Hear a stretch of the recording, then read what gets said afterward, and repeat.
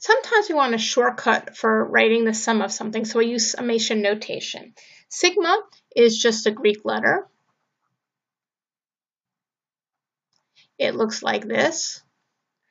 And we use it for a shortcut for adding them together. So I could say if I want to do summation notation, I would write the sum as k equals 1 to n of a sub k. The k is my index. My n is the number, the last term. In this case, it's the number of terms. My 1 would be my first term. And this is each term. So a sub k is some term.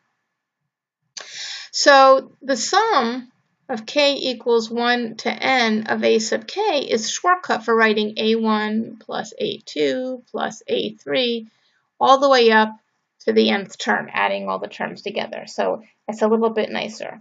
I could also don't have to start at 1, so I got a sum is k equals 3 to 7 of a sub k, and that would be a3 plus a4 plus a5 plus a6 plus a7. Notice that the indices start with the lower number and end with the higher number.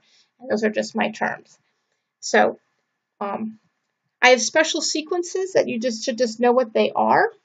So we have the sum if k is 1 to n of some constant is just adding c n times, right? So it's just c times n.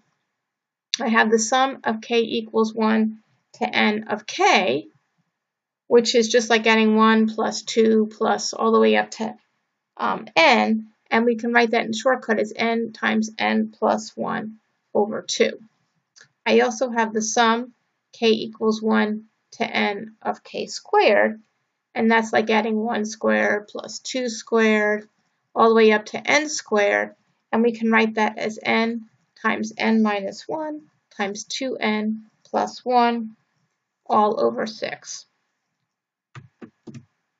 My last one is k equals 1 to n of k cubed, and that's like 1 cubed plus 2 cubed all the way up to n cubed, and that can be written as n times n plus 1 all over 2 squared. You will not have to memorize these formulas, but you should be able to use them in problems.